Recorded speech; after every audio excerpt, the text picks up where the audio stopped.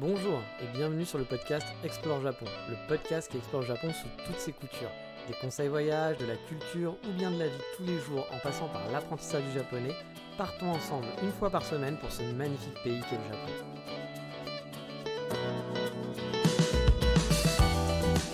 Bonjour à tous, j'espère que vous allez bien. Et oui, chose promis, voici l'épisode spécial FAQ Natsuki. Pour ceux qui n'ont pas suivi, Natsu, c'est ma copine.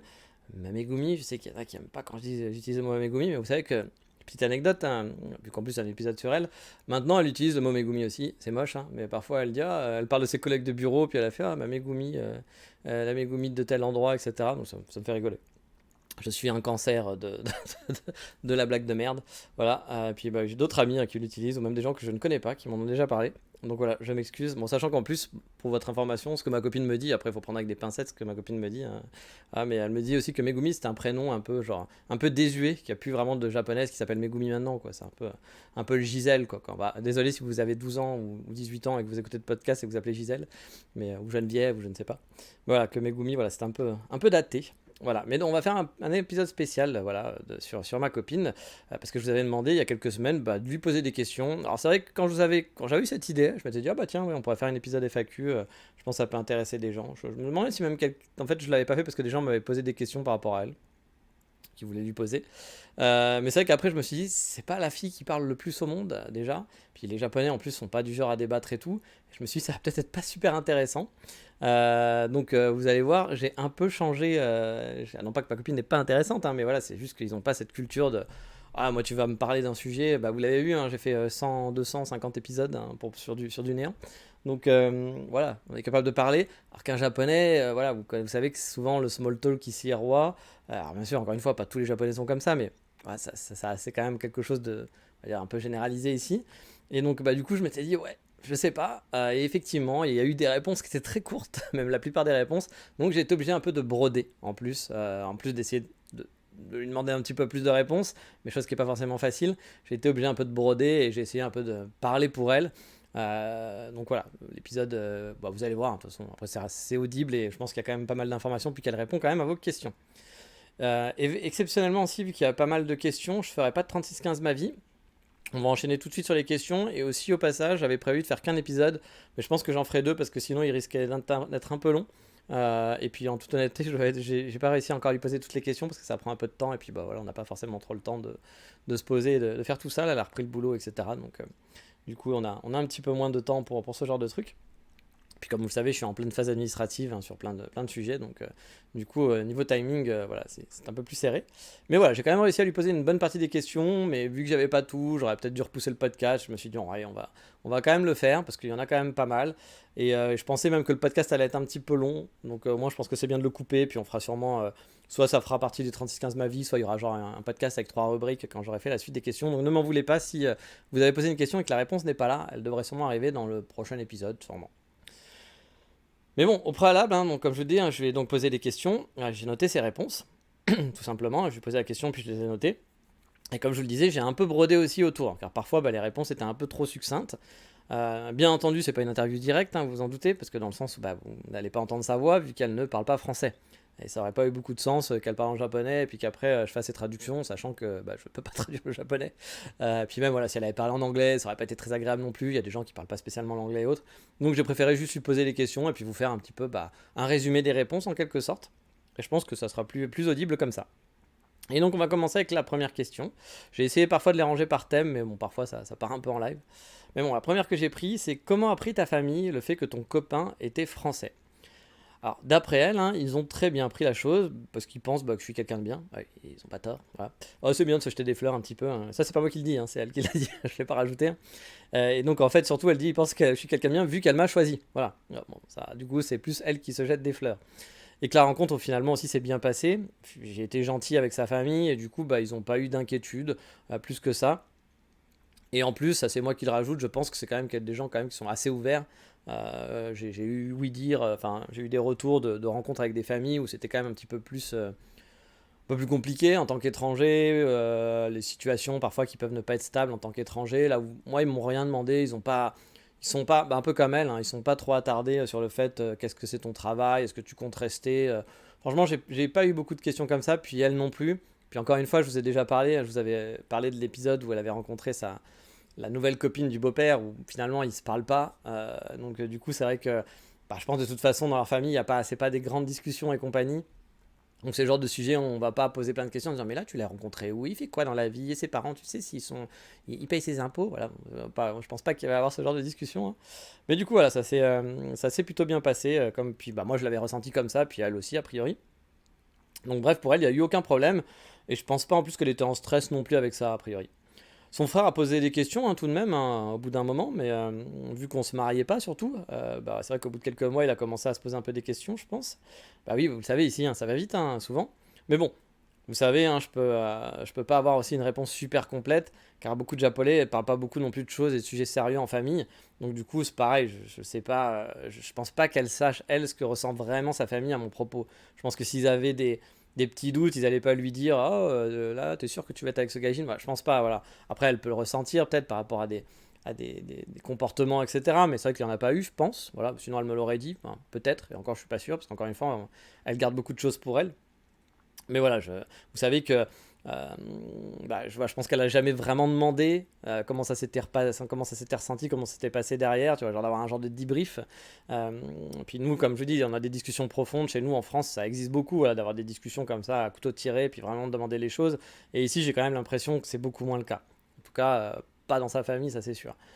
Pour autant, si ça s'était mal passé, je pense que quand même il y aurait eu des problèmes, etc. Et puis je l'aurais ressenti à un moment donné. Donc a priori, tout s'est bien passé aussi pour elle. Elle a bien ressenti, et puis elle n'a pas eu de retour négatif de ses parents.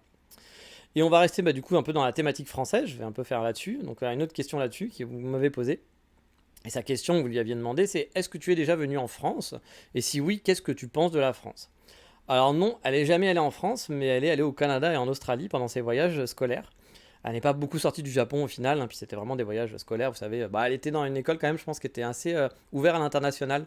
Je sais plus, elle m'en avait parlé, mais je me souviens plus exactement. Mais je pense que c'était une école quand même qui était, ouais, genre pour apprendre les langues étrangères, des choses comme ça, qui était un peu plus ouverte. Et c'est pour ça qu'ils ont fait quand même des voyages, qui est quand même intéressant, hein, d'aller en Australie, au Canada. Donc, mais c'était quand elle était petite, enfin quand elle était étudiante, mais pas à la fac, etc. Je pense qu'elle était peut-être au collège ou au lycée. Et après, ensuite, elle n'a pas beaucoup voyagé. Pour vous dire, elle n'a même pas de passeport actuellement. Donc, si demain on devait aller en France, on pourrait pas parce qu'elle n'a pas de passeport. Donc non, elle est jamais allée en France. Mais par contre, le premier truc qu'elle m'a dit, c'est que pour elle, euh, bah, parce que du coup, j'ai demandé aussi l'image qu'elle avait de la France, vu qu'elle n'y était jamais allée. Et donc, je précise que ce qu'elle dit, ça vient pas de moi, hein. Donc voilà, vous allez voir pourquoi je dis ça. C'est que le premier truc qu'elle m'a dit, quand je lui ai dit, bah voilà, c'est quoi l'image que tu as de la France? Qu'est-ce que tu penses quand on te parle de la France? Pour elle, elle a dit qu'il y avait beaucoup de migrants, voilà, qu'il y avait beaucoup de gens qui viennent de différents pays qui habitent en France. Mais c'est pas dans un sens péjoratif, attention, parce que là je vous vois lever, c'est pas dans le sens, il y a trop de gens mixtes, il y a plus de blancs, il y a pas de machin, la France au blanc, la Chine aux Chinois. Non, c'est pas du tout ça, hein, son propos, hein. C'était vraiment le côté que le pays avait l'air très mix, voilà, au niveau des cultures, au niveau des couleurs de peau, au niveau de tout, quoi, qu'il y avait l'air d'avoir un grand melting pot. Et c'est vrai que c'est un truc qui n'existe pas spécialement au Japon en plus, hein. N'oubliez pas que c'est une île qui n'a pas de frontières terrestres avec d'autres. Et puis de toute façon, vous le voyez, hein, quand vous venez au Japon, voilà, il n'y a pas un mix culturel et un mix de couleurs de peau qui est énorme. C'est-à-dire qu'on sent la différence. Mais c'est pas le seul pays, hein. Moi, pour vous dire, vu que j'étais nomade, c'est vrai que la France a quand même alors, pour des gens, ça sera pas une chance, pour d'autres, oui, mais moi, je pense que c'est quand même une chance d'avoir une mixitude. C'est quand même un pays qui est quand même assez mix. Et on voit vraiment. C'est pour ça que je pense que oui, il y a du racisme en France, c'est sûr. Et c'est pas je pense, c'est qu'il y en a. Mais je suis toujours un peu à prendre avec des pincettes quand j'entends les gens dire ah, la France est un pays raciste. Je pense que les gens qui disent ça n'ont pas trop bougé ailleurs. Parce que quand vous allez dans d'autres pays, alors le racisme est peut-être différent, il est peut-être plus violent en France, je sais pas, par rapport à d'autres pays. Mais pour avoir voyagé puis avoir vécu dans d'autres pays, alors je suis pas non plus un globe-trotter, hein, mais bon, j'ai vécu quand même dans 4-5 pays différents, je trouve que au moins il y a peut-être du racisme, mais il y a une ouverture. C'est-à-dire que les gens sont là, qu'on se mélange. Moi, je suis allé vivre en Hongrie. Alors, bien sûr, je vais pas me mettre spécialiste de la Hongrie, hein, je mets des guillemets par rapport juste à mon expérience que j'ai vécue pendant quoi? J'ai vécu 8 mois en Hongrie, un truc comme ça. À Budapest, par exemple, la mixité, je l'ai pas vue, hein. J'ai pas vu beaucoup de couleurs. C'était pas très coloré dans les rues au niveau des couleurs de peau. Voilà, c'était pas foufou, quoi. Puis on t'accueille pas non plus les bras ouverts, genre bienvenue l'étranger, quoi. C'est pas pour ça qu'ils sont désagréables et tout, mais c'était pas ça. Je suis allé en Écosse, à Édimbourg. Édimbourg, honnêtement, des blagues, j'en ai vu 4 à Édimbourg, hein, à tout casser, hein, pendant un an. Hein. Il y en a pas. Il y en a vraiment pas. Et donc c'est pour ça, je suis toujours un peu. Est-ce que ça veut dire que ces mecs-là sont racistes? Peut-être pas spécialement. Hein, c'est peut-être voilà, parce que c'est pas. Peut-être que c'est difficile quand c'est difficile de migrer, c'est-à-dire qu'il y a quand même du protectionnisme. Mais est-ce qu'ils sont racistes pour autant? J'en sais rien. Je sais pas. Honnêtement, j'en ai aucune idée. Mais c'est ça que je voulais dire, c'est qu'il y a souvent ce côté genre. On va dire qu'en France on est raciste, mais finalement on est un pays quand même où justement si tu viens d'un pays différent, alors je dis pas que c'est facile, encore une fois tout est easy, hein, je ne vais peut-être pas dire ce que j'ai pas dit, hein, mais je pense qu'il y a quand même une mixité que tu vas pas retrouver dans beaucoup de pays. Et encore une fois, quand je dis le Japon, il n'y a pas de mixité, c'est pas juste parce que c'est le Japon et parce que c'est une île, il y a pas mal de pays où il n'y a pas tant de mixité que ça, puis il y a d'autres pays où il y a beaucoup de mixité comme en France. Mais voilà, c'est pas... Faut pas généraliser la France comme c'est un truc où c'est partout pareil quoi. Puis genre le Japon, bah non, c'est spécifique. Je pense que la France est moins spécifique que le Japon l'est finalement au niveau de la mixité. Donc voilà, pour elle justement, bah, comme vous pouvez le voir, c'est quelque chose qui peut choquer, enfin choquer, pas choquer en tant que oh mon dieu c'est affreux, mais choquer genre ah ça t'interpelle, de dire bah tiens c'est différent, c'est quelque chose de très différent. Et c'est le premier truc bah, du coup, auquel il a pensé. Encore une fois, hein, moi, c'est pas quelque chose. Moi, je lui parle pas spécialement de la France. Voilà, on en a parlé au tout début de la France et tout, etc. Mais puis moi, ce qui me faisait. Ouais, je sais même pas ce que je lui ai parlé de mon pays. J'ai pas dû lui dire que des bons trucs. Hein, parce que bah, forcément, si je vis au Japon, vous le savez, c'est parce qu'il y a des trucs qui me correspondent pas en France. Mais c'est pas des sujets qu'on a vraiment parlé. Donc, je l'ai pas spécialement influencé sur ça. Puis en plus, moi, quand je parlerai de la France, c'est pas le premier truc que je parlerai. C'est pas la mixité, par exemple. Moi, ce serait plus sur le civisme, que si j'avais des trucs un peu négatifs à dire sur la France, puis si j'avais des trucs positifs, ça serait sur les pâtisseries, sur la beauté des paysages, etc. et autres. Ouais, c'est le premier truc qui me viendra en tête comme ça, quoi. Le sujet de la mixité, c'est pas forcément un sujet qui me parle, ou qui m'interpelle, ou qui m'intéresse. Donc, du coup, c'est pas quelque chose que j'aurais vu. Donc, c'est pour ça que ça m'a un peu fait tiquer quand elle a parlé de ça, parce que je m'attendais pas à ce que. Je m'attendais à avoir un truc encore un peu plus cliché. Voilà, genre qu'elle allait dire un peu un cliché Amélie Poulain, vous avez des bons gâteaux. Genre vous êtes au chalet, vous êtes bien habillé, voilà, genre de conneries quoi. Mais là j'étais un peu genre ok d'accord, pourquoi pas. Puis je crois qu'une des premières fois qu'on avait parlé pour la France aussi, elle m'avait parlé des tickets de métro que les gens payaient pas pour prendre le métro. Voilà, elle c'était un des premiers trucs des premiers trucs je crois qu'elle m'a dit par rapport à la France quand on avait discuté, c'est ah bah vous payez pas puis vous truandez dans le métro, personne ne paye le métro. J'étais là, bah si, moi je le payais par exemple. Mais effectivement, il y a beaucoup de gens qui truandent le métro, et puis par rapport à chez eux, où ici ça se fait pas de truander quoi que ce soit, bah pareil, encore une fois, c'est un choc culturel quoi. Où là pour nous, bon, on me dirait oui, c'est un truc qui représente la France et les gens qui truandent le métro.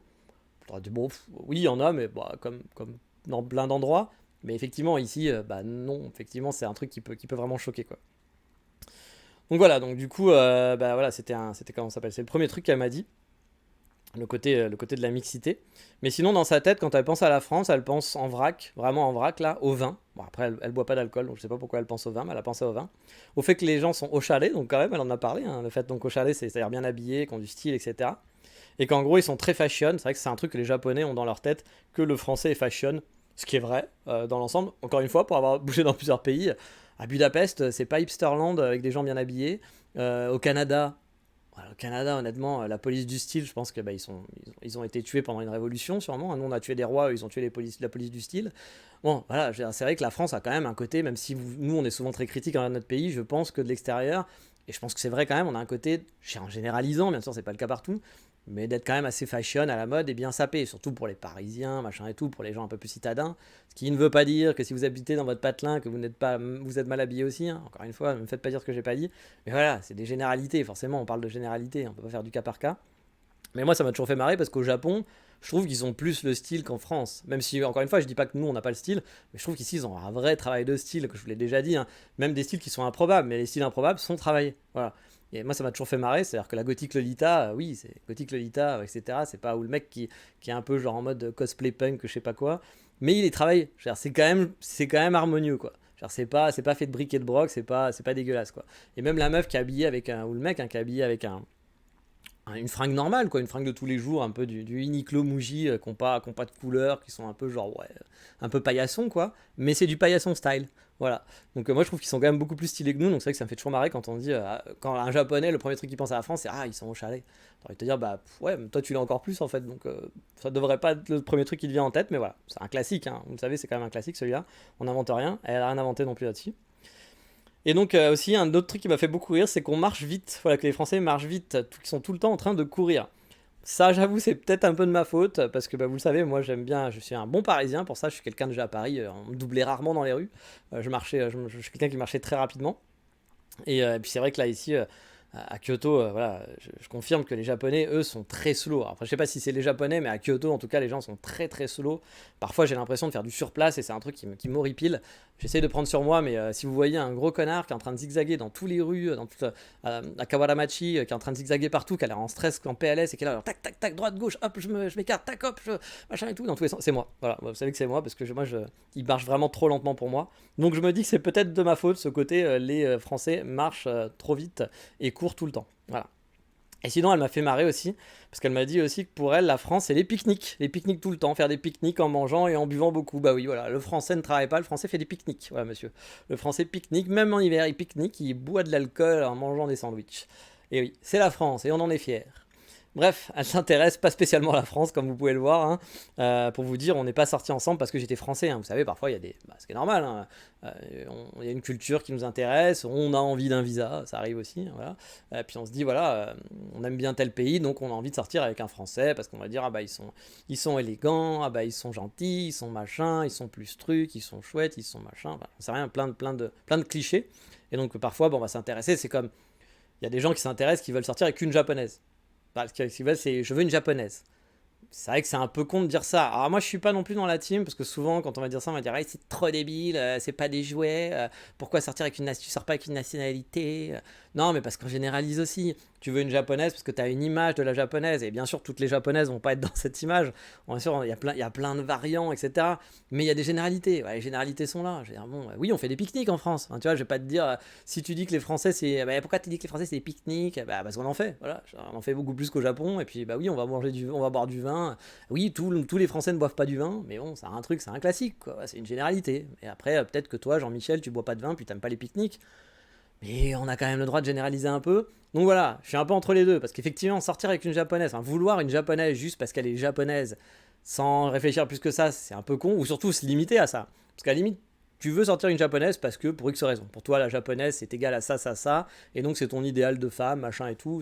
Encore une fois, ce qui est un peu con parce qu'on est tous différents, mais je peux comprendre. C'est une catégorisation. Ce qui est un peu bête, c'est de s'arrêter à ça puis de pas aller voir ailleurs. Parce qu'au Japon, bah, tu vas peut-être rencontrer une petite Thaïlandaise ou une petite Française, puis avec qui tu vas être super bien matché. Et donc, bah oui, elle sera pas japonaise. Qu'est-ce que ça change? Ça change un truc, pour moi, qui est quand même important, c'est le visa. D'accord, ok, ça va changer le visa. Quand tu vas te marier avec une japonaise, c'est sûr, ou avec un japonais, hein, bah, d'avoir le visa, ça va être quand même plus simple que si tu te maries avec une Thaïlandaise où vous aurez tous les deux pas de visa, parce qu'à un moment donné, bah, peut-être elle ou peut-être toi, vous allez être en rate de visa. Du coup, pour continuer de vivre au Japon, ça va être compliqué. Bref, ça fait des complications. Mais encore une fois, l'amour, hein, c'est l'amour. Hein, on choisit pas. Enfin, si, on choisit, mais c'est les sentiments qui prédominent. Donc oui, à la limite, le seul truc technique, ça pourrait être le visa, mais faut pas que ça soit non plus, voilà, se marier pour un visa, je vous l'ai déjà dit, hein, c'est pas bien. Voilà, c'est bien sûr que ça facilite la vie. Faire les démarches pour avoir un visa, oui, bah oui, c'est mieux, ça sera plus simple, parce que bah, si vous vous aimez, puis que tu peux pas rester dans le pays, que toi t'es obligé de vivre en France et elle au Japon, alors je dis lui et elle, hein, on peut inverser aussi, hein, c'est juste que bah, je prends plus ma situation à moi, mais ça marche dans les deux sens pour les garçons et les filles, hein, ça peut être aussi un japonais et une française. Mais voilà, donc ça va te faciliter la vie. Mais après, il faut pas que ça soit un but en soi. Et je sais qu'il y en a certains qui le font. Ouais, certaines personnes qui, quand ils viennent au Japon, parce qu'ils savent que bah, de toute façon, c'est un peu un passage obligé si t'as pas les bons diplômes ou que t'as pas le bon truc, etc. Que pour rester, ça va au moins te faciliter. Et donc, il y a des gens bah, qui vont se marier plus facilement. Voilà, qui vont se marier plus facilement. Et en toute honnêteté, moi, je me marie beaucoup plus rapidement aussi. Hein, je le cache pas. Hein. Je me marie pas pour le visa. Mais c'est vrai que si j'avais pas ces problèmes de visa, enfin un problème pour l'instant qui n'est pas un problème en plus, hein, mais tu te dis bon bah voilà, moi en France je me serais pas marié au bout de 2 ans. Bon là je vais me marier au bout de 2 ans. En France je pense pas, j'en sais rien, peut-être encore une fois je mets des pincettes, mais je pense pas que ça sera arrivé. Et là je me marie plus vite parce que bah oui avec le visa je vais pouvoir économiser de l'argent, etc. Puis bon voilà c'est fait quoi. Donc faut pas non plus être hypocrite, hein, voilà. Mais bah, toujours un conseil, ne partez pas sur le. Parce que se marier c'est important, parce qu'il y a quelqu'un en face, et puis qu'il y a des chocs culturels qui sont là et qui vont être enfin, qui peuvent être quand même assez agressifs et vous pourrir la vie par la suite. Ou même pourrir la vie d'un enfant, parce que finalement vous allez faire un enfant avec quelqu'un que vous aimez pas, enfin, ce genre de truc, ça peut arriver. Et donc du coup, bah, c'est pas cool. Enfin, faut pas voir ça, se prendre un truc, ah bah c'est la facilité, je vais avoir un visa. Après vous faites ce que vous voulez, bien entendu, vous êtes grand, mais bon. Voilà, je pense qu'il faut faire attention à ça. Mais bon, voilà. Euh, pour revenir donc au sujet, elle s'intéresse donc pas à la France, hein, vous l'avez vu, hein, voilà. Donc, et puis voilà, elle n'est pas sortie avec moi parce que j'étais un gaijin français. Je pense que ça, elle en avait rien à foutre. Mais pour autant, hein, même si elle a eu quand même eu des amis français, quelques-uns, avant moi, hein. Bon, moi, je suis pas juste un ami, mais elle a eu des amis. Elle a pas eu de petit ami, je pense, mais elle a eu des amis français. Mais voilà, le pays, ça l'a jamais. Je pense pas que ça l'intéresse plus que ça, qu'elle est très portée sur la France. Voilà. Et oui, désolé, nous tombons un peu dans le piédestal de nous sommes les gens les plus intéressants du monde. Bah, pas pour elle, a priori. Mais allez, on continue avec une autre question. Alors, on reste sur la thématique, hein, de la France, hein. Voudrais-tu vivre en France? Et si oui, bah où? Oui, c'est vrai que ce n'est pas con. Alors bon, vous l'avez compris, la France, ça l'intéresse pas, donc bah pas particulièrement. Voilà, c'est pas un truc. De toute façon, je suis pas sûr qu'elle ait envie de vivre à l'étranger. Elle m'a jamais parlé de vivre à l'étranger, etc. Je pense qu'elle est contente d'être ici, ça lui plaît bien. Je pense que le Japon, elle aime beaucoup son pays quand même, mine de rien. Et donc bah voilà, ça l'intéresse pas vraiment quoi. Bah déjà, elle peut pas parler français en plus, donc ça serait sûrement en plus trop de stress pour elle pour vivre en France, ouais, d'apprendre une langue, de devoir partir de zéro. C'est quand même une fille qui est quand même assez stressée. Donc du coup, je pense que c'est vrai que ça serait beaucoup sûrement. Puis encore une fois, je pense pas qu'elle ait ce besoin, cette envie spéciale de vivre dans le pays. Après, on n'a jamais parlé de si un jour je devais rentrer en France, est-ce qu'elle me suivrait, etc. Je pense qu'on a fait l'allusion une ou deux fois, genre pour rigoler ou pour un truc, mais on n'a jamais parlé sérieusement de ça. Admettons que demain mon boulot se termine et que mon visa, j'arrive pas à faire autre chose derrière, que je suis obligé de rentrer, j'ai plus de revenus. Bah, je sais pas comment ça se passerait, je sais pas si elle serait capable de venir, si je peux plus revenir en Japon, je sais pas si elle me suivrait, j'en ai aucune idée. Mais c'est vrai qu'on en a jamais parlé, mais bon, j'avoue, on va pas parler de toutes les situations catastrophes, hein, parce que sinon on s'en sort pas. Parlons un peu de trucs positifs aussi de temps en temps. Donc voilà, donc la France, non, sans plus. Mais si elle devait choisir une ville, bah, elle connaît pas bien la France, donc elle connaît pas vraiment les villes en France. Mais elle m'a dit qu'elle irait dans un coin plutôt campagne, ou dans un coin où il y a des champs de lavande. Bon, pourquoi? Je sais pas. Pourquoi elle m'a dit les champs de lavande, mais c'est ce qu'elle m'a répondu, hein. Même parfois, moi je vous dis, j'ai appris des trucs là, en train genre, ok, très bien, bah faisons ça. Donc bah voilà, faut pas que je lui dise que moi vivre dans le sud de la France, que la lavande c'est quand même je crois plus le centre de la France si je dis des bêtises. Peut-être qu'il y en a aussi dans le nord, mais pour moi le champ de lavande c'est la sud, c'est le sud de la France, c'est les cagoles, c'est le Mistral, voilà, c'est tout ce qui va avec quoi. Et moi j'avoue ça me tenterait pas plus que ça, hein. J'ai déjà vécu longtemps dans le sud de la France et bah, vous connaissez un peu maintenant qui je suis. Vous savez que moi j'aime bien le côté réglé, le côté voilà, on respecte machin et tout, le côté japonais. Bon bah le sud de la France, le côté latin, c'est pas trop le Japon quoi. Moi je serais plus à vivre dans un pays nordique finalement que dans des pays latins. Donc bon voilà, le champ de lavande ça serait peut-être pas trop pour moi. Mais voilà, c'est la réponse qu'elle m'a fait, donc moi ouais, j'étais très surpris. Mais bon, comme je vous le dis, hein, c'est pas un but pour elle, ni pour moi, d'aller vivre en France, hein. Donc bon, tout va bien là-dessus, on est plutôt raccord. A priori, voilà, moi si... faut jamais dire jamais, encore une fois, hein, moi je suis le premier à dire j'adore le Japon, j'aime vivre au Japon, mais peut-être que dans 10 ans, le Japon, j'en aurai ras le cul. Voilà, on change, on évolue, le pays va évoluer, les gens vont évoluer, moi je vais évoluer. Donc voilà, peut-être qu'au bout d'un moment, au bout de 10 ans, le Japon, ça me saoulera, il y aura plein de trucs qui me feront chier. Voilà, encore une fois, il faut jamais idéaliser quelque chose en disant c'est super et toute ma vie je ferai ça, puis je ferai que ça. Peut-être, mais peut-être pas. Voilà. Mais c'est clair que la France, c'est pas actuellement, c'est pas un but dans ma vie de me dire tiens un jour je finirai ma retraite. Moi honnêtement, mon rêve, hein, il est très simple, c'est d'avoir une belle maison pour ma retraite, d'avoir une retraite déjà, ça, c'est pas forcément gagné, mais d'avoir une retraite, d'avoir une belle maison et juste de pouvoir glander au Japon, c'est-à-dire aller me faire ma petite balade bah, du dimanche, mais sauf que ça sera tous les jours, aller dans mon petit café, prendre mon petit café, faire des balades, faire des photos, rentrer chez moi, jouer à des jeux vidéo, regarder Netflix. Voilà, pour moi c'est le puis peut-être avoir un chien, voilà, et puis ma copine, puis tout va bien. Voilà. Moi, j'ai une bonne retraite comme ça au Japon, parce qu'au Japon, du coup, c'est un pays qui est plutôt calme. Je pense que c'est pour kiffer ce genre de vie très calme, de balade, tranquillitude, le Japon, c'est parfait. Parce que, bah voilà, ici, il n'y a pas de stress, il n'y a pas de machin. Comme je dis, c'est la douceur de vivre. Donc, bah pour moi, ça serait vraiment la retraite idéale. Donc, rentrer en France, pas spécialement. Voilà, c'est pas un truc qui me pour la retraite. Je sais qu'il y a des gens, c'est ça leur plan, hein. Ils travaillent au Japon, ils vivent au Japon, puis après ils veulent rentrer en France parce qu'ils auront une meilleure retraite, il y a des meilleurs soins, il y a des meilleurs machins, etc. A priori, bah, de ce qu'ils disent, après j'en sais rien, j'avoue que je me suis pas trop penché sur la question. Moi j'avoue, c'est pas un truc, tu vois, genre aller au sud de la France, il fait beau, il fait pas trop chaud, il y a pas de tremblement de terre, machin et tout. Voilà, je comprends, hein, je comprends l'idée, mais moi j'avoue que bah, moi c'est plus l'idée d'être tranquille ici et de vivre ma best life à juste profiter de la douceur de vivre tranquille quoi. Voilà. Donc moi honnêtement rentrer en France, c'est pas trop mon kiff puis aller dans un autre pays, pour l'instant il n'y a pas d'autres pays qui m'intéressent plus que ça. Donc encore une fois, hein, si le Japon continue comme ça et que ma vie s'améliore ici, mes conditions de vie s'améliorent ici, bah moi ça m'irait très bien de continuer ad vitam au Japon. J'ai pas, par exemple, j'ai pas ce truc où là, ça fait 2 ans que je suis pas rentré en France. Si je peux pas rentrer l'année prochaine, ça fera beaucoup. Oh non, non, moi, je pense que si je rentre pas dans 10 ans en France, Encore une fois, on peut changer, hein. Ça c'est mon avis du moment, hein. Je vous dis pas que... Mais pour l'instant, de ce que je vois, de mes ressentis, pas spécialement quelque chose que j'aurais envie de faire, quoi. Bon, c'est pas, j'ai pas d'attente, j'ai pas de besoin de rentrer en France, même pour des vacances. Même si, bah, bien sûr, un jour j'irai pour présenter à ma famille Natsu, etc. Puis pour lui faire découvrir quand même notre beau pays, qui est quand même un beau pays, hein, la France. On a quand même la chance, on critique souvent, mais il y a plein de trucs qui sont cool en France. On a quand même de la chance d'être né en France, comparé à d'autres pays peut-être qui seraient, où on aurait un peu moins de facilité. Voilà, puis moins de choses. Puis c'est un très beau pays à visiter aussi, hein. Je pense que c'est un des plus beaux pays au monde au niveau de la diversité des paysages et compagnie, puis de la richesse culturelle. Je pense que c'est quand même un pays qui est quand même assez chouette. Voilà. Et vu qu'on parle de la campagne, parce qu'elle m'a dit qu'elle voulait vivre à la campagne, ça me fait une bonne transition pour cette nouvelle question que vous lui avez posée. Oui, parce que c'est pas moi qui lui ai posé les questions. Enfin, si, mais c'est pas mes questions personnelles. Et donc la question que vous lui avez posée, c'est est-ce que tu es plutôt ville ou campagne? Et c'est quoi les endroits où tu aimerais vivre au Japon? Donc un peu l'inverse de la France, quoi. Là, cette fois, c'est vraiment chez elle.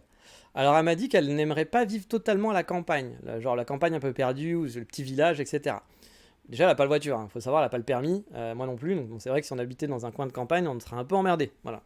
C'est-à-dire que, vous savez, quand tu habites à la campagne, bah, souvent tu as besoin d'une voiture pour aller faire tes courses, etc. Quoi. Tu vas pas à pied, il n'y a pas un supermarché à côté de chez toi. Quoi. Donc bah, là, nous, on serait un peu un bon citadin, on serait un peu emmerdé. Donc voilà, puis bon, je pense que voilà, la campagne, c'est pas forcément. Même si elle aime le calme, je pense que si c'est trop calme, c'est pas forcément son truc. Mais elle aime pas non plus trop les grosses villes. Voilà. Elle préfère les petites villes qui sont quand même pratiques, mais qui ne grouillent pas de monde. Là où la vie est plus slow et calme, en quelque sorte, mais avec la praticité, je sais pas comment on dit ça, mais le côté pratique, quoi. Le côté pratique de la ville, en quelque sorte. Et pour la ville, elle a un vote clair et net, c'est Osaka. Alors je vais lui demander si c'était bien Osaka, voilà. Parce que pour moi, Osaka, je lui ai dit, c'est peut-être une ville de banlieue d'Osaka, genre Juso, Sakai, quelque chose comme ça. Mais non, elle m'a bien dit Osaka. Osaka centre. Ce qui me surprend, hein, parce que ça va pas vraiment avec la première réponse. Mais bon, bah c'est sa réponse. Je lui ai même dit, mais le centre d'Osaka, c'est pas du tout le côté campagne. Pour moi, Osaka, c'est un peu. Alors attention, les fans d'Osaka, me tapez pas dessus, mais pour moi, c'est la pire ville. Ouais, Nagoya peut-être. Mais Nagoya, c'est pour une autre ambiance. Mais Osaka, pour moi, c'est la pire ville en termes de ce que tu peux ne pas aimer dans une ville. Ouais, le truc qui grouille, où il n'y a pas de verdure, où c'est un peu sale, où les gens sont un peu plus genre j'en ai rien à branler, je te rentre dedans, etc. Ouais, pour moi, Osaka, c'est un peu. Alors, je fais un peu. Je grossis les traits, puis c'est que mon avis personnel, encore une fois, hein. J'ai encore vu des gens là qui ont mis des commentaires, des trucs comme ça, en disant ah, il est quand même très machin, il est machiste, des trucs. Oh les gars, c'est juste des avis, c'est des trucs. Faut vous calmer, encore une fois. Enfin, bon, heureusement, j'avais pas beaucoup de gens, j'ai pas beaucoup de haters, mais parfois je lis des commentaires, j'étais là, les gars, enfin vraiment, je pense que vous avez rien compris au podcast à qui je suis quand j'entends que je suis machiste. Bah, venez demander à ma copine si je suis machiste, hein. Là actuellement, ça fait une semaine que je me tape tout seul, hein, les trucs de la maison, hein, que je lave, que je fais à manger parce qu'elle est fatiguée, puis bah, ça me fait plaisir, voilà, du coup je vais m'occuper d'elle. D'habitude on fait moite-moite, comme je dis, en plus elle a tendance à vouloir faire les choses elle, plutôt que moi, et ça moi j'aime pas. Moi si je voulais, je pourrais vraiment avoir une vie de pacha, hein. Je pourrais être dans le canapé, la laisser faire à manger, la laisser faire la vaisselle et dire ouais, ouais Bibine, quand est-ce qu'on mange parce que là j'ai faim. Je pourrais faire comme ça et je pense qu'elle serait pas contente, mais presque de faire ça. Mais moi, c'est un truc qui, j'aime pas ça. Donc moi, je veux participer. Pour moi, c'est moitié-moitié. On a un couple. Voilà. Là, par exemple, elle adore faire laver le linge. J'avoue, c'est un truc je comprends pas, mais c'est son truc. Elle kiffe.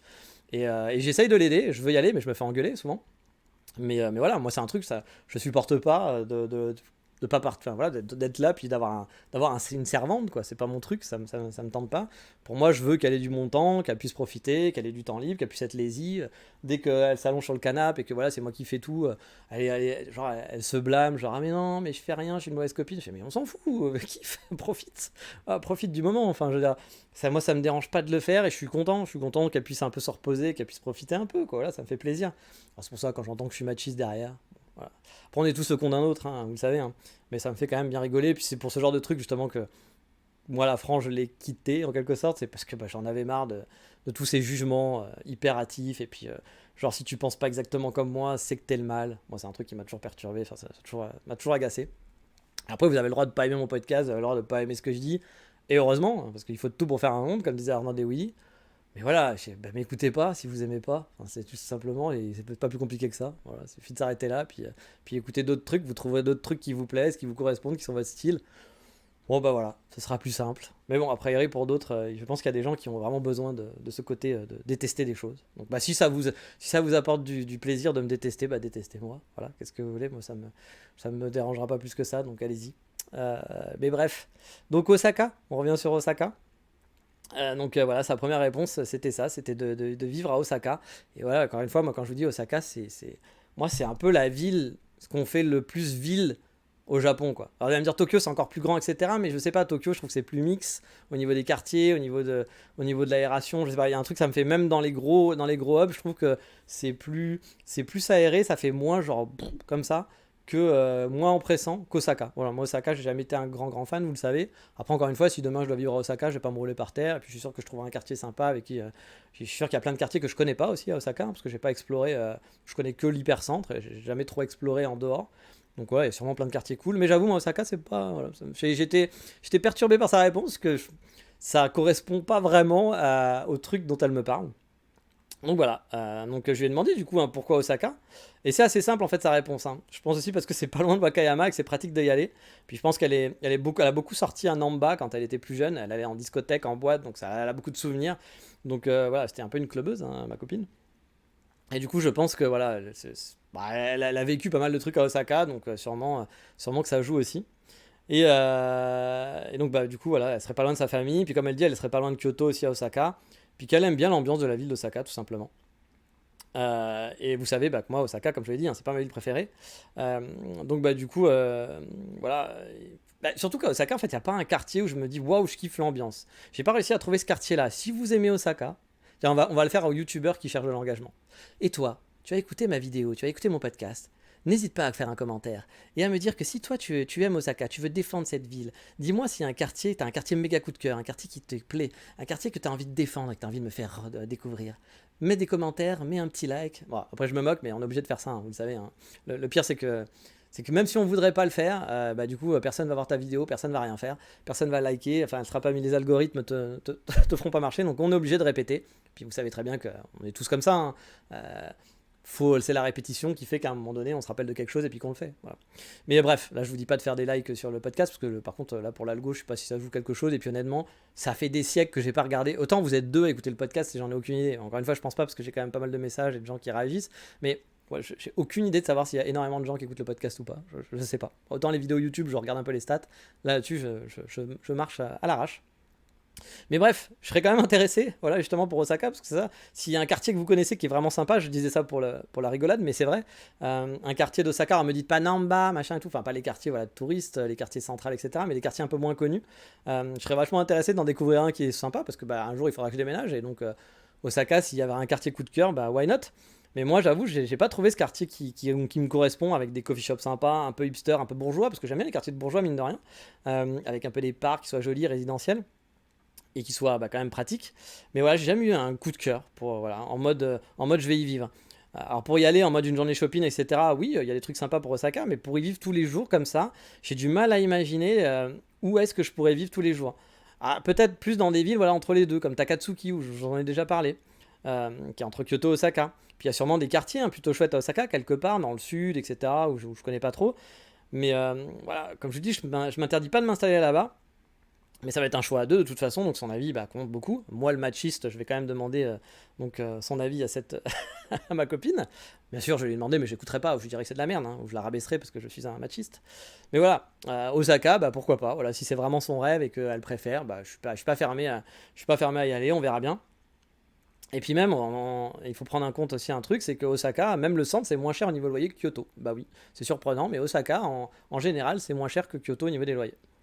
Puis à savoir aussi qu'elle a vécu à Tokyo, et dans plusieurs quartiers même de Tokyo. Elle a même vécu à Shinjuku, donc c'est pas une fille de la campagne, quoi. C'est pas la fille qui découvre la ville, etc. Mais même si sa ville où elle a passé son enfance est très très campagne, hein, à 30 minutes de train de Wakayama, bah, elle a quand même vécu dans des grosses villes. Et je sais aussi qu'elle aime beaucoup Kyoto, hein, elle l'a dit plusieurs fois, parce que je pense qu'il y a un côté qui est pas trop grosse ville justement, même si le fait d'avoir beaucoup de touristes en ville, ça lui pèse quand même aussi un peu, hein, comme les locaux, hein. Encore une fois, c'est pas une histoire de racisme et tout, mais vous habitez en plein milieu du Mont Saint-Michel, je pense que les touristes ça va vous faire chier quoi. Ah, c'est normal quoi. Vous habitez en dessous de la Tour Eiffel, bah vous en allez avoir. C'est pas que ça soit des touristes, c'est qu'il y a plein de gens tout le temps là, puis qui n'ont pas le comportement de quelqu'un d'une vie locale. Du coup, c'est relou quand toi t'habites là, quoi. Donc voilà, je pense que ça pèse à tout le monde sans négativité, sans partir dans des débats et tout. C'est juste que c'est normal, voilà, c'est normal. Si demain t'as 600 personnes qui habitent dans ton appartement, bah à un moment donné tu vas vouloir être un peu tout seul puis être tranquille, quoi. Bon, bah, ouais, c'est pas plus compliqué que ça, quoi. Donc voilà, je pense qu'en toute honnêteté, à moins que les touristes soient votre gagne-pain, quoi, que ce soit votre argent, je pense qu'il n'y a aucune joie et je pense que les locaux de Kyoto, ils sont pas contents de voir des foules se balader autour de chez toi, quoi, puis envahir ton lieu de vie, sauf si t'en fais un business, quoi. Dans ces cas-là, bah t'es content, mais sinon, bon, bah pas plus que ça. C'est pas pour ça qu'après t'es genre en mode hater à dire ah les touristes, je les déteste, mais c'est pas pour ça que non plus t'es heureux d'avoir plein de touristes qui débarquent, quoi. Et vu qu'on parle de touristes, justement, encore une super transition de feu pour la prochaine question. Et merci pour cette transition de folie. J'ai l'impression que vous êtes parlé entre vous. Vous avez fait un genre de un petit plan de travail. Donc, c'est la question est la suivante. Quel coin moins connu tu conseillerais de visiter aux touristes étrangers? Alors là, ça m'a fait marrer parce que quand j'ai vu la question, je savais ce qu'elle allait répondre, hein. Je direct, je n'ai même pas besoin de réfléchir 3 secondes. Et j'ai effectivement eu le nez creux. Elle m'a répondu, voilà, la préfecture de Wakayama. Bah oui, et puis sa ville de Wakayama. Elle adore sa préfecture. Même si en toute honnêteté, là aussi, c'est un peu. Elle est pleine de contradictions, hein. Elle veut habiter à la campagne, mais elle choisit Osaka. Elle dit que genre Wakayama c'est super, mais en même temps, elle connaît pas si bien que ça sa préfecture et sa ville. Parce que voilà, je dois l'avouer, sans me la péter, parfois je pense que je connais déjà mieux la ville de Wakayama que elle. Alors, j'ai pas l'impression que. Mais ce qui est normal aussi, hein. Je veux dire, moi, quand j'ai parlé avec des touristes japonais qui étaient en. Je vous l'avais déjà parlé dans des précédents podcasts, mais des touristes japonais qui me parlaient de Paris, qui me parlaient de certains lieux, puis qui étaient là, je connais pas du tout ce coin-là. Enfin, t'es sûr que c'est dans Paris? Et les mecs, ils étaient là en train. J'ai déjà eu une japonaise qui m'avait dit, mais t'es sûr que t'habites Paris? Mais genre vraiment suspicieuse, quoi. Genre, il ment, il dit n'importe quoi, il essaye de me draguer, je sais pas ce qu'il fait. Parce qu'elle me parlait de trucs dans Paris que j'en avais jamais entendu parler. Voilà, parce que bah, quand t'es touriste, tu vas beaucoup plus en profondeur, tu vas voir des trucs que toi en local, tu vas pas forcément voir. Donc en même temps, c'est normal, hein.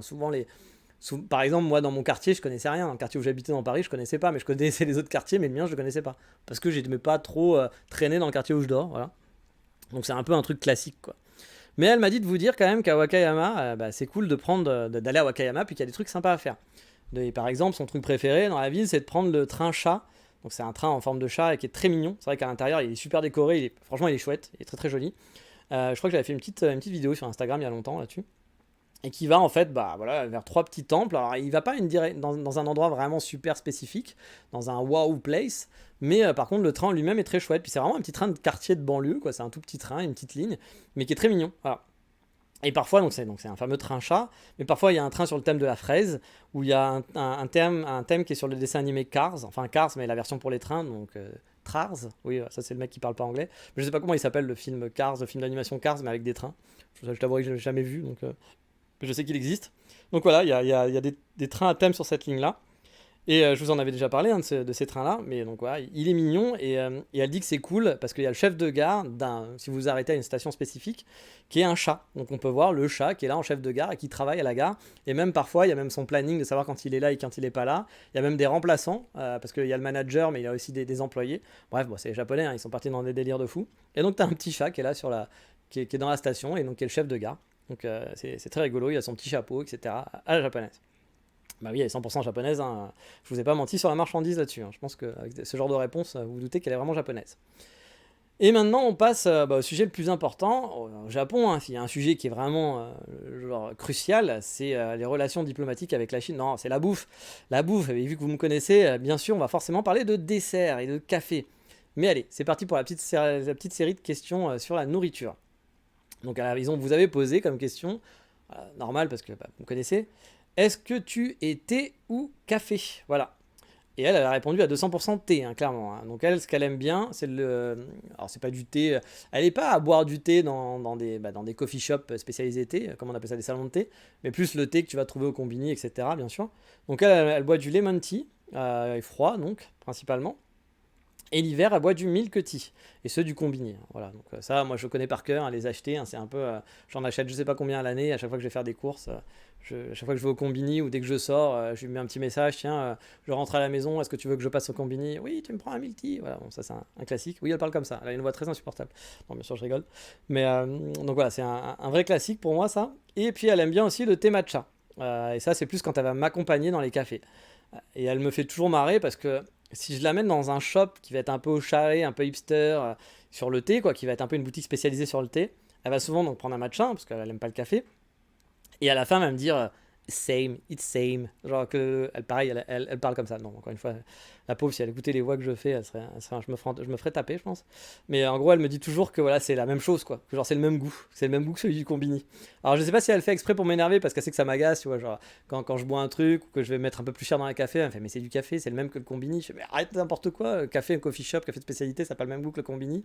Mais c'est pareil. Donc voilà. Donc, je pense que c'est pour me faire chier. Ou si elle a pas de palais, hein, ce qui est possible aussi, hein, je pense que c'est un mix des deux. Voilà, en toute honnêteté, je pense qu'elle a pas un palais super développé et qu'elle aime bien me faire chier. Donc du coup, je pense que c'est me faire chier en rigolant, hein, bien sûr. Et donc je pense que c'est un petit mix des deux. Et donc ensuite, bah, comme je vous dis, on reste dans la thématique et vous êtes, après le thé ou le café, ou forcément ça parlait un peu de moi, je pense, dans le café, vous lui avez demandé ses desserts préférés, parce que vous savez que moi les pâtisseries, c'est mon kiff. Alors déjà, le truc, c'est qu'elle elle me l'a déjà dit plusieurs fois, elle me dit souvent que avant d'être avec moi, elle devait manger à peu près 2 pâtisseries par an, grand maximum, hein. Il y en avait un pour son anniversaire et un à Noël, et c'était tout. Mais bon, forcément avec moi, elle n'a pas eu trop le choix, hein, vu que le sucre c'est ma vie. Voilà, moi je marche, je pense que 80% de mon corps c'est du sucre, 20% c'est du café. Il doit y avoir un peu d'eau à un moment donné, mais ça s'arrête là. Les muscles, il n'y en a pas, mais c'est principalement ça. Donc bah forcément, elle a dû s'y mettre aussi, hein. Elle m'accompagne dans mes aventures.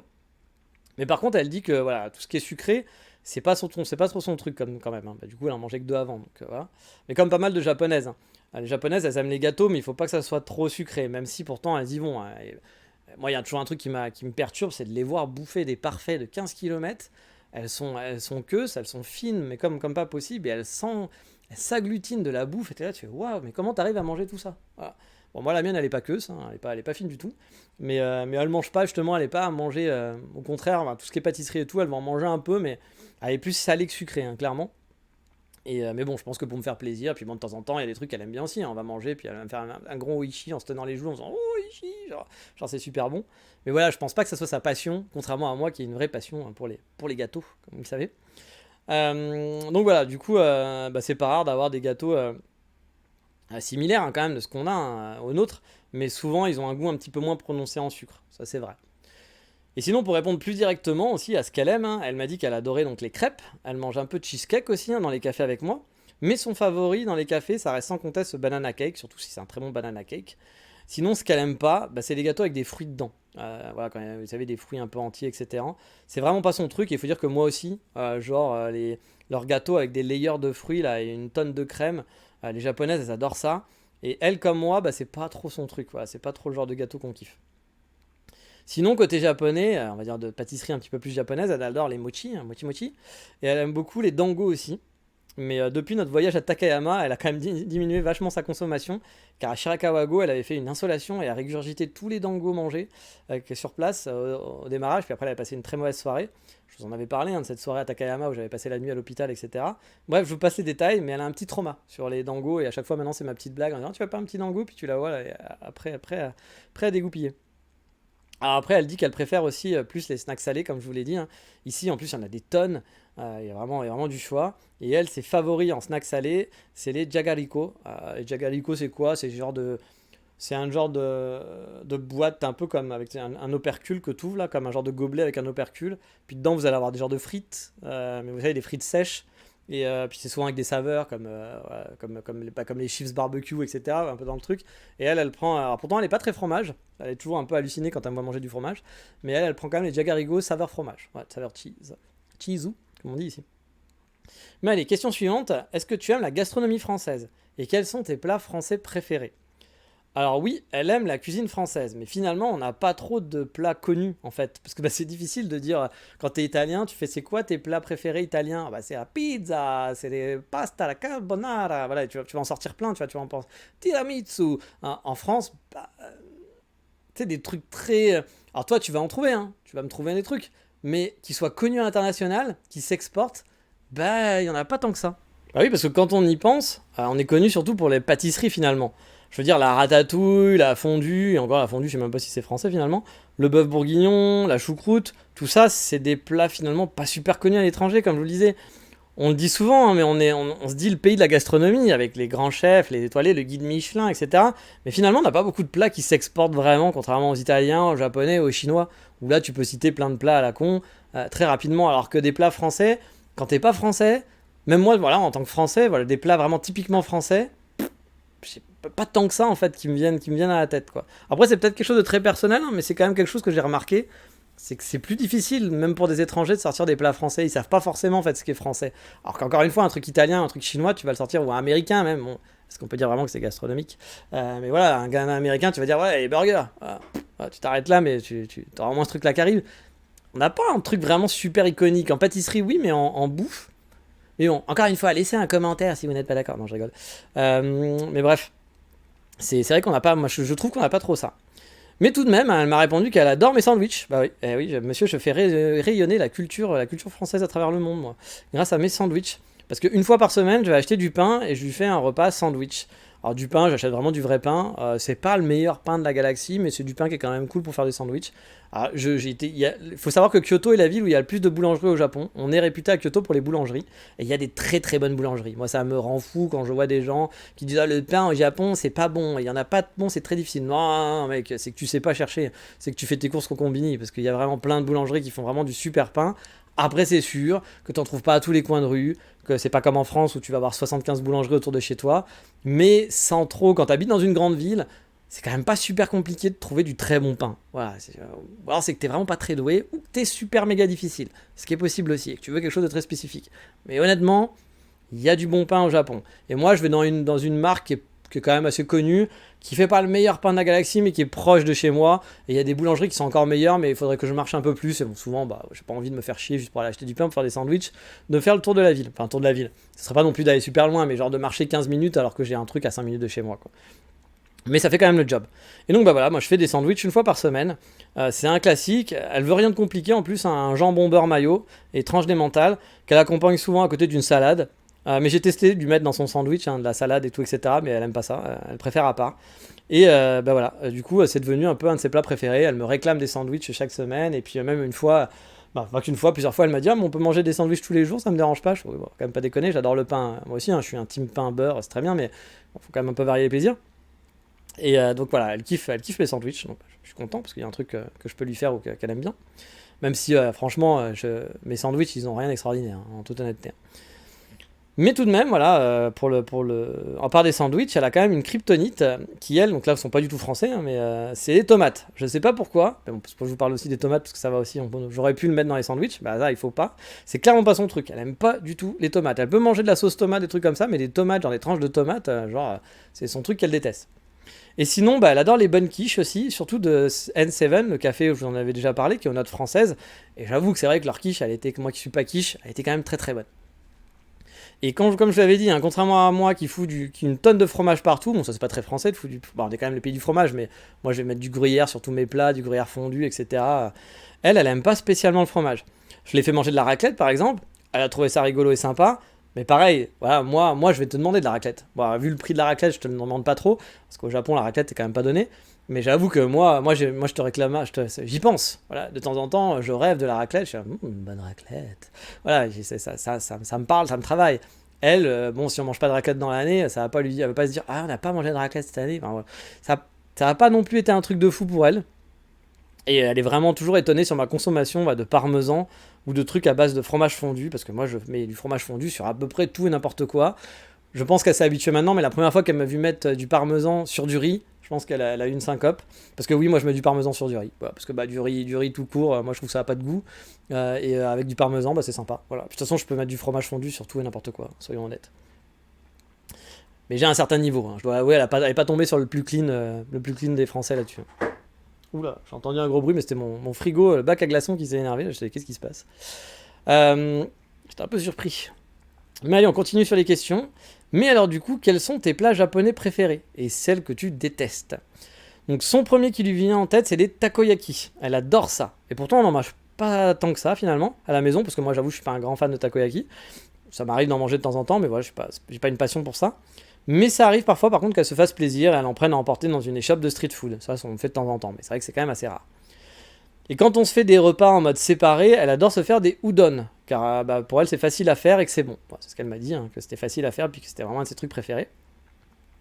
Et le truc qu'elle peut pas, sa kryptonite à elle, c'est les wasabi. Elle adore les sushis. Voilà, bon, avec moi elle est pas servie parce que j'aime pas ça. Ce qui frustrait aussi mon binôme qui écoute ce podcast. Voilà, mon binôme avec qui j'ai fait mon année d'école au Japon. Et du coup, ça la frustre un peu, hein, qu'on puisse pas manger de sushi régulièrement, en tout cas de temps en temps. Mais quand elle en mange, les sushis, elle demande toujours sans wasabi. Vous savez, c'est cette petite pâte très piquante verdâtre, parce que ça, elle supporte pas. Et donc, on va passer à une question un peu plus personnelle avec cette magnifique question que je trouve vraiment très bien appropriée. Merci à vous. Comment fais-tu pour supporter Nicolas, le fait qu'il soit français et son rythme de travail la nuit? Merci à vous, les amis. Pour info, ce sera la dernière question de ce podcast, qu'on arrive déjà à 50 minutes. Donc voilà, comme je vous l'avais dit, hein, il y en a encore. Je pense que le podcast aurait duré peut-être 1h30. Donc on va s'arrêter après cette dernière question. Et puis la suite, ça sera pour un prochain épisode. Alors, pour répondre à cette question, pour elle, bah, c'est pas un problème. Elle dit qu'on cède. Ah oui, alors attention, mec machiste qui me déteste, essaye de t'inventer une histoire dans la tête maintenant, ou alors n'écoute pas cette partie parce que tu vas sûrement être en PLS et bah, tu vas passer un mauvais moment, donc arrête le podcast à partir de maintenant. Parce qu'elle dit des choses gentilles. Voilà. C'est un peu étonnant parce que je devrais maltraiter ma copine. Alors pour elle, du coup, bah, le fait que, voilà, est-ce qu'elle me supporte? Elle dit que oui, parce qu'on cède, comme je vous l'ai dit, on cède tous les deux. Et du coup, on s'entraide beaucoup. Voilà. Et puis comme je l'ai dit, hein, moi mon truc, c'est à chaque fois, je dis on est une team. Elle aurait tendance à vouloir faire des trucs toute seule, puis à faire un peu des tâches ménagères et tout. Et moi je dis hop, non, on est une team, on fait ça ensemble. Donc maintenant, c'est même elle, parfois, quand elle est fatiguée, je lui dis mais non, mais repose-toi, vas-y, c'est pas grave, tu te reposes et autres. Je fais la vaisselle entier, j'ai fait à manger, mais c'est pas grave. Et elle va revenir en me disant on est une team, donc je vais t'aider et tout. Bon, bah, dans ce cas-là, je peux pas dire grand-chose. Je dis ok, bien sûr, va m'aider. Mais voilà, c'est vrai qu'elle essaye d'en faire, elle en fait un peu trop parfois pour ces trucs-là. Et moi, comme je vous dis, bah, déjà, je vous ai toujours dit, hein, je veux pas d'une femme au foyer. Là, après, c'est pas parce que elle essaye pas de vendre ses capacités de femme au foyer pour pas travailler, hein, c'est pas le but. Mais voilà, c'est pour moi, c'est normal, on partage les tâches, quoi. Enfin, j'ai toujours vécu comme ça. Alors, pas quand j'étais plus jeune. Hein. Quand j'étais plus jeune, j'étais le fameux garçon roi qui fait rien, qui fait pas la vaisselle, qui range pas sa chambre, qui fait pas le ménage, qui fait pas son lit, qui fait le seul truc que je faisais à un moment donné quand j'habitais avec ma mère, que mes parents avaient divorcé, c'était genre pour l'aider un peu, je mettais à table. Waouh, à 18 ans quoi. Donc tu fais voilà. Mais voilà, pour les gens qui ont des enfants qui sont des gros glandeurs, sachez qu'on peut changer, ils peuvent changer, ne soyez pas désespérés. Voilà, moi je faisais rien, et puis à partir du moment où je me suis retrouvé tout seul, j'ai habité tout seul, bah voilà, j'ai fait ma vie, j'ai pas laissé des tonnes de... Mon appartement, c'était pas non plus un nid à cafard, ouais, je me suis pris en main, puis en toute facilité, en toute normalité, quoi. Et puis maintenant que je vis avec quelqu'un, j'attends pas à avoir une deuxième maman, enfin voilà, on se partage les tâches, je suis devenu adulte, voilà, quand j'étais enfant, j'étais avec mes parents, je me laissais aller, puis après, à partir du moment où je suis devenu adulte, bah voilà, j'ai pris mes responsabilités, et puis j'ai changé. Donc voilà, il y a de l'espoir, sachez-le, pour ceux qui sont en train de pleurer en écoutant ce podcast en disant mon gosse, c'est vraiment un glandeur, on n'en fera rien. Peut-être qu'il fera jamais rien, voilà, je ne veux pas vous vendre du rêve non plus, mais on peut changer aussi. Et bref, bah, du coup, voilà, on se partage beaucoup, et puis bah, elle le ressent, et du coup, je pense qu'elle apprécie ça. Elle me dit souvent que je suis Yasashi, que je suis gentil avec elle, que je la supporte, etc. C'est un truc qu'elle me dit quand même assez souvent. Moi, je me lance des fleurs, hein, désolé, hein, mais je vous dis la vérité, hein, je vais pas vous dire. Pour le mec machiste, je ferai un podcast en disant oui, je la traite de pute, je vais niquer à droite à gauche et elle le sait pas, voilà, je ferai des trucs comme ça. Et puis j'essaye de la tuer psychologiquement parce que je suis un narcissique, je sais pas quoi, je suis un pervers narcissique. Bon bah voilà, je te ferai un épisode spécial, mon ami, pour te donner un peu de joie dans ton quotidien. Mais donc voilà, pour reprendre ce qu'elle m'avait répondu, donc elle m'a dit aussi que le travail de nuit pour elle c'était pas un problème. En plus elle avait pas travaillé pendant un temps, même pendant un an et demi, elle a pas bossé quoi quasiment. Donc c'était pas trop compliqué pour passer du temps ensemble, hein, surtout que moi je travaille à la maison. Et puis du coup quand je bossais de nuit, elle en fait elle avait moi, vous savez, je bosse de 8h jusqu'à 5h du matin, en gros.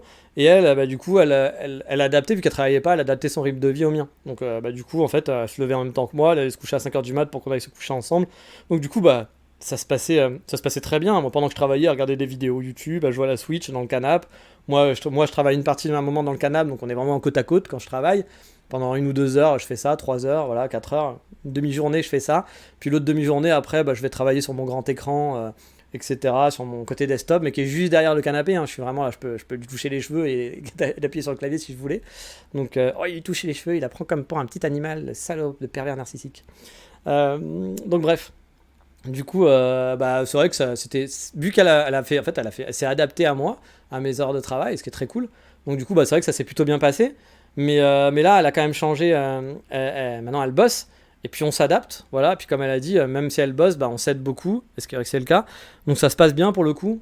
Puis il y a aussi l'avantage que vu que je travaille en mode à la maison, finalement c'est... Alors oui, je travaille, donc on peut pas passer des moments... Par exemple, hier, elle est rentrée à 19h du travail. Bon, moi, je dois travailler à 8h, donc j'ai préparé à manger, on a mangé, puis j'ai travaillé. Et donc après, bah, effectivement, on n'a pas d'interaction, etc. et autres, mais on est dans la même pièce, on est juste à côté. Puis de toute façon, c'est pas une grande blabla, voilà, elle va pas me raconter, ah bah tu sais, Gisèle à la compta, elle a fait ça, ouais, c'est pas le genre de la maison. Donc elle, je pense qu'elle est juste contente de la présence, voilà, on se fait un petit bisou de temps en temps, quand je vais faire pipi, hop, je fais un petit passage bisou, je la prends dans les bras, puis voilà, etc. Puis là, elle dort, ouais, franchement, ça se goupille très très bien. Et puis je pense que dans la vie de tous les jours, je vous l'ai déjà dit, on a parfois des engueulades, parfois il y a des incompréhensions, parfois il y a des trucs difficiles, et plus sur les gros sujets. Mais sur la vie de tous les jours, elle est très easy à vivre. Puis moi, je pense que je suis assez easy à vivre aussi. Et du coup, ça se passe bien. Voilà, y a pas de... Et encore une fois, je travaillerai pas de la maison, oui, c'est sûr, parce qu'on se verrait jamais, du coup. Enfin, on se verrait très peu, là. Quand elle bosserait, on se verrait 1 heure, puis c'est tout. Mais là, vu que je travaille de la maison, bah finalement, il y a la présence, et puis ça suffit. Puis voilà, les minutes qu'on passe ensemble, bah, c'est pas mal. Et puis, bah, mine de rien, vous qui avez un travail, bah, pendant que vous êtes au boulot, vous voyez pas votre conjoint. Et vous voyez le soir. Bon, bah, nous, c'est vrai que moi, puis parfois, il y a des décalages et tout. Moi, dès qu'elle rentre, je suis là. Enfin, donc, ça se passe assez bien. Donc, franchement, pas de problème. Et pourtant, on a vécu dans un tout petit appartement, là, bah, H24 l'un sur l'autre. Hein. Donc, ça aurait pu causer des problèmes. On est dans un 45 mètres carrés. Puis, on a vécu pendant 1 an et demi tout le temps ensemble. Voilà, parce que bah, même quand je travaille, je suis là. Donc, il n'y a jamais de moment où elle est toute seule et moi, je suis tout seul. Ou très peu, en tout cas, à part quand j'allais au café, quoi. Et pourtant, bah, voilà, ça se passe. Je pense qu'on a quand même fait un bon crash test avec ça et que ça fonctionne bien. Et donc, bah, pour elle, voilà, c'est assez simple. Même s'il y a des trucs qui l'énervent, hein, elle m'a dit, il y a des trucs qui l'énervent chez moi, hein, bien sûr. Il y a des trucs de français, voilà, des comportements, le fait de parler, de poser trop de questions, de ne pas arriver à comprendre parfois. Puis elle a des petits bugs et tout, ça c'est plus moi qui vais le dire, mais elle a des petits stress, des petits bugs, elle s'invente des films, comme je vous le dis, hein, par exemple, si pendant je vais faire la vaisselle, je vais faire à manger, bah pour elle c'est une mauvaise copine, machin et tout, alors que je lui ai rien dit, au contraire, je lui dis mais non, mais on s'en fout, enfin, ça me fait plaisir, relax, c'est bon, puis toi parfois tu fais à manger, puis moi je relaxe parce que je suis fatigué, voilà, on s'en fout, on se prend pas la tête quoi, mais c'est vrai qu'elle est très, très comme ça, puis je pense que bah, c'est des différences culturelles qui sont quand même présentes et qui sont là. Mais dans l'ensemble, je pense qu'elle est contente parce que sinon elle se serait déjà barrée. Hein, voilà. Donc même s'il y a des trucs qui l'agacent et que j'ai des mauvais côtés, hein, voilà, je me suis jeté beaucoup de fleurs dans ce podcast, ça, mais j'ai plein de mauvais côtés. Hein. Je suis un mec qui adore râler, qui aime bien râler dans sa barbe, qui aime bien être un peu négatif même parfois. Vous l'entendez peut-être pas trop dans le podcast, j'espère. Je sais que parfois je suis un peu trop négatif, mais parce que ça me fait du bien de râler. Après, tu vois, je vais pas aller faire chier les gens en face, mais par contre je vais faire des réflexions, je vais râler dans ma barbe, etc. Et ça peut être un peu fatigant pour les gens qui sont avec moi, qui me côtoient, qui sont à côté, mes amis ou mes potes. Et ça, je le sais, donc j'essaye de faire attention, mais bon, parfois, bah, vous avez le naturel qui revient. Et donc, voilà, par exemple, on va regarder des émissions de télé, puis je vais faire des critiques ou des petites blagues. Et ça, j'avoue que les blagues, les japonais, le second degré, si tu fais des critiques blagues, il n'y a rien de grave, hein, le mec il t'entend pas, c'est pas méchant. Ça passe pas trop, par exemple. Voilà, je sais que c'est un truc qui va l'énerver. Si je fais trop de commentaires devant la télé, c'est le genre de truc qui va vite l'énerver. Donc j'essaye de prendre sur moi là-dessus, parce que je peux avoir cette petite tendance-là, effectivement, qui n'est pas cool, hein, au passage, hein, c'est pas quelque chose de bien. Donc je vais pas m'en vanter. Mais bon, dans l'ensemble, voilà, elle est quand même contente. Et puis voilà, comme elle disait, il n'y a pas vraiment de problème et on s'entraide beaucoup et puis ça se passe bien. Voilà. Puis je pense qu'on fait des efforts, on n'est pas parfait, elle comme moi. Il y a des choses qui sont pas top dans nos caractères, hein, comme tout le monde. Mais moi, ce que j'aime bien chez elle, c'est pas qu'elle fait des efforts. Elle fait beaucoup d'efforts, elle a quand même beaucoup changé avec moi. Comme elle l'a dit aussi, elle, je l'ai beaucoup changé. Oula, c'est pour toi le pervers narcissique, machiste, tout ça. Là. J'ai changé cette fille, tu vois, je l'ai modelée à mon image et j'ai changé j'ai complètement détruit son caractère. Voilà, donc c'est ce qu'elle m'a dit. Bon, elle n'a pas dit ça comme ça, c'était plutôt positif, mais essaye de le prendre comme ça. Donc ouais, non, elle dit que je l'ai beaucoup changé, elle croyait pas beaucoup en l'amour avant, qu'elle croyait pas beaucoup au bonheur. En gros, parce que je vous l'ai déjà dit, elle a eu une vie un peu difficile par le passé, elle a eu quand même beaucoup de mauvaises choses qui sont passées dans sa vie, que ce soit dans sa vie familiale, que ce soit avec ses copains, elle a eu beaucoup de connards, hein, il faut l'avouer. C'est pas la fille qui choisit bien ses copains. Alors, du coup, je sais pas s'il faut qu'on mette dans le lot, mais bah, ça c'est pour toi le truc. Effectivement, tu pourras dire, ouais, tu vois, tu as raison, elle choisit mal ses copains. Mais elle n'a pas choisi très bien ses copains, honnêtement. Elle est quand même tombée sur des bons cas connards. Et puis elle a eu des maladies, tout, etc. Donc c'est vrai qu'elle a pas eu, c'est pas une fille qui a été hyper chanceuse. Puis là, elle était un peu dans un mood de vie, genre ça s'accumule et genre c'est un peu de la merde. Et voilà, je pense que je lui ai amené, désolé, c'est le moment jetage de fleurs, mais je lui ai amené un peu de côté Saint-Bernard. J'ai un peu ce côté Saint-Bernard justement avec les filles avec qui je suis sorti. Je suis souvent sorti avec des filles qui allaient pas très bien, puis pour les aider, les stabiliser, et puis voilà, leur apporter un petit côté stable. Vous savez, le côté, je suis un peu le mec sympa pépère. Puis qui est gentil quand même, qui a un bon fond, même s'il y a plein de défauts. Et du coup, ça lui a fait du bien. Ouais, elle me l'a dit, hein, que ça lui a fait du bien, que ça lui a changé, puis voilà, qu'elle a découvert une nouvelle façon de vivre qui était agréable. Donc ça me fait plaisir, parce que je suis content. Moi, ce que je veux, c'est qu'elle se sente bien, puis qu'elle sourie à la vie, qu'il lui arrive des choses, tout sera pas parfait, la vie, parfois c'est de la merde, hein, mais voilà, que dans l'ensemble, je lui apporte un peu de bonheur, quoi, ça me ferait plaisir. Et puis comme je dis, c'est une fille qui a fait beaucoup d'efforts, qui a changé du coup son comportement pour certains trucs qui étaient pas top. Puis je vois qu'elle fait les efforts, puis même pour moi, pour des trucs où je me dis, par exemple qu'il faut parler dans un couple, etc. C'est dur pour elle, hein, mais je sais qu'elle essaye, c'est pas toujours facile, pareil, le naturel revient, mais elle fait beaucoup d'efforts et ça j'apprécie énormément. Du coup, moi aussi j'essaye d'en faire, même si, bon, encore une fois, on n'est tous pas parfaits, puis forcément, il y a des embrouilles, il y a des trucs, ça arrive, et puis il y a les chocs culturels qui sont présents. Mais bref, voilà pour cette première partie. La deuxième partie sera un peu moins longue, je pense il restait un peu moins de questions. Donc on le couplera un 36-15 ma vie sûrement, dans 2 semaines, quelque chose comme ça. J'espère que ça a répondu un peu au mieux à vos questions. Voilà, il y avait un peu à boire et à manger. Encore une fois, je suis désolé de ne pas avoir fait une vraie interview et autres, mais ça aurait été plus compliqué. Puis j'ai une petite question pour vous aussi. C'est un truc que je voulais faire il y a longtemps, mais que j'ai jamais trop fait. Je sais pas si je vais le faire aussi parce que ça demande un peu d'organisation. Puis en ce moment, vous savez, j'ai pas un temps de fou non plus. Mais est-ce que ça vous intéresserait que de temps en temps, j'interviewe des Français alors ce sera des amis, hein, je vais pas prendre les mecs que je connais pas. Il y a des gens comme Oji Sam qui font ça et qui font ça très bien. Allez voir sa chaîne YouTube, elle est très bien pour ça. Qui va interviewer des Français lambda, leur poser des questions. Donc il fait ça très très bien. Moi, ce serait plus pour aller interviewer quelques amis justement sur leur ressenti du Japon, sur comment ils vivent et tout. Puis là, pour vous dire, j'ai un ami, je crois que je vous en ai parlé dans le dernier podcast, qui va vivre à Okinawa. Donc lui, il va aussi lancer sa chaîne YouTube, il veut le faire. Bon, après, est-ce qu'il va réussir à tenir dans la longueur, je sais pas. Mais il veut faire ça. Parce qu'il veut faire découvrir un quotidien, c'est vrai qu'il sera un peu différent. Et du coup, ça me tente très bien on va lui laisser le temps d'arriver, hein, puisqu'il part de ce dimanche. Mais de lui laisser un peu le temps de vivre là-bas. Quelques semaines, quelques mois, puis j'aimerais bien le faire une petite émission avec lui pour lui poser des questions et tout, etc. Ou si vous avez des questions aussi à lui poser, justement, n'hésitez pas à m'envoyer un petit message aussi, parce que je pense que ça arrivera peut-être pas tout de suite, hein, mais je pense qu'à un moment donné, parce que je trouve qu'il va avoir une expérience intéressante là-bas, et que ça serait bien de le partager, et puis surtout, comme je vous l'ai dit, c'est quelqu'un qui a beaucoup galéré, qui s'est vraiment donné les moyens pour réussir, beaucoup plus que moi, hein. Moi aussi, hein, j'ai pas la voie facile, même s'il y a des gens qui pensent que ouais, t'es informaticien, t'es machin. Alors, je suis pas vraiment informaticien, mais ouais, j'ai pas la vie facile ici, c'est pas la voie de l'expat et compagnie, hein. J'ai quand même bien galéré pour venir ici, j'ai dépensé énormément d'argent, toutes mes économies, j'ai pas d'argent de côté, j'ai rien, donc je suis pas la voie royale non plus. Mais lui, il s'est vraiment encore plus battu, il avait pas les diplômes, il était manutencier chez Leclerc. Donc quand t'es manutencier chez Leclerc, pour venir vivre, t'installer au Japon, avoir un visa de travail, tu pars pas de... Malheureusement, tu pars pas, c'est pas que les mecs de manutencier chez Leclerc sont bêtes, hein, c'est juste que tu pars pas avec les bonnes armes, on va dire. Il avait pas de diplôme, donc franchement compliqué. Mais il s'est vraiment battu, il a serré les dents, ça lui a pris du temps, hein. Et puis là, il arrive dans une vie un peu rêvée pour lui, quoi, où il va être à la plage, sur une île japonaise, etc. Donc voilà, je trouve que c'est bien, je suis vraiment content pour lui, ça me fait plaisir, parce que c'est un mec qui s'est bien battu, et que il le mérite, parce que c'était un bon gars, et qu'il s'est vraiment donné à fond pour ça. Donc j'espère que ça va bien continuer pour lui, mais je me dis que ça peut être inspirant d'avoir quelqu'un comme ça. Donc si vous avez des questions par rapport à son parcours, par rapport à... Je pourrais peut-être vous faire dans le prochain épisode, je vous ferai peut-être un petit débrief rapide de lui, à la limite, ça pourrait être ça. Un petit débrief rapide de qui il est, de son parcours, et puis comme ça vous aurez peut-être des questions par rapport à son parcours, parce que si vous lui demandez comment t'as fait pour venir au Japon, bon, voilà, c'est le genre de questions, on va pas avancer beaucoup avec ça. Mais voilà, je lui ai proposé, hein, donc j'en ai déjà parlé, de dire un de ces quatre, ça serait bien qu'on fasse une interview, donc on verra, mais je pense que ça peut être intéressant. Donc, mais bon, le podcast va pas devenir Mensetsu là, avec qui fait ça très bien aussi. Même si j'avoue que Mensetsu, au bout d'un moment, moi j'ai arrêté d'écouter parce que les questions c'est toujours les mêmes. Donc comment tu as vécu le 11 septembre, pas le 11 septembre, le 11 mars. Bon, voilà, c'est bon, au bout d'un moment, c'était il y a quelques années, je peux comprendre que ça t'a choqué, mais c'est vrai que... Alors, il a peut-être changé maintenant, parce que ça fait longtemps que j'ai pas écouté, mais je trouvais que les profils étaient intéressants, mais après les questions étaient un peu toujours les mêmes, et du coup c'était un peu... ce qui est normal, hein, parce que forcément on te demande, tiens, comment t'es venu au Japon, pourquoi t'es venu au Japon, c'est quand même un classique. Mais je pense parfois on peut aller dans des questions un peu plus marrantes, un peu plus funky, aller chercher des trucs un peu plus sur la personnalité de la personne. Par exemple, moi j'aime les cafés, tu pourrais me poser des questions sur le café au Japon. Voilà, des trucs un peu plus sur les coffee shops au Japon, ça serait plus intéressant. Donc lui par exemple il est chrétien ou catholique, je sais jamais, désolé pour les religieux, vous allez me taper dessus mais j'y connais rien en religion. Mais voilà, il est croyant en tout cas, très croyant, mais il n'y était pas avant, il l'est devenu. Et je pense que ça pourrait être intéressant aussi d'avoir son point de vue là-dessus, sur justement comment il arrive à faire sa foi au Japon, est-ce que c'est compliqué, est-ce qu'il y a des complications d'aller à l'église, est-ce qu'il y a des communautés, etc. Je pense que ça peut être aussi intéressant ce genre de choses.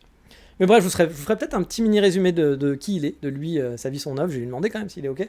Et puis comme ça, vous pourrez préparer des questions, puis le jour, on lui laissera le temps de s'installer, puis je sais pas si on fera un truc en direct, ou si pareil, je ferai des questions-réponses, et puis je vous ferai un résumé.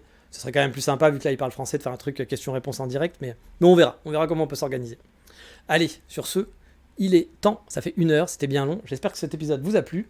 Et puis moi, je vais aller un peu me reposer avant de devoir faire à manger en bon machiste que je suis. Oui, je sais, j'étais relou avec le truc des machistes, mais j'ai vu ça en commentaire sur les Facebook, ça m'a fait marrer. Ça me fait toujours marrer ce genre de truc. Alors vous inquiétez pas, hein, j'arrive à dormir la nuit. Hein, j'en avais un peu rien à branler. Hein, c'est pas le truc, mais c'est juste que ça m'a fait marrer. Voilà, puis au contraire, j'ai presque envie de le remercier parce que du coup, ça m'a fait rigoler. Puis j'ai pu faire quelques blagues dans ce podcast. Donc merci à toi, jeune inconnu, qui nous écoutera, j'espère, plus podcast, parce que vu que ça avait l'air vraiment de ne pas l'intéresser, je comprends pas les gens qui se font du mal à écouter un truc ou aller dans un restaurant qu'ils aiment pas. Va dans des trucs que tu kiffes, voilà. Kiffons, voilà, je pense que finissons sur ces bonnes paroles, kiffons la vie, faisons des trucs qu'on kiffe et pas l'inverse. Sur ce, je vous dis, pas la semaine prochaine, à dans 2 semaines, et ciao, bye bye, matane.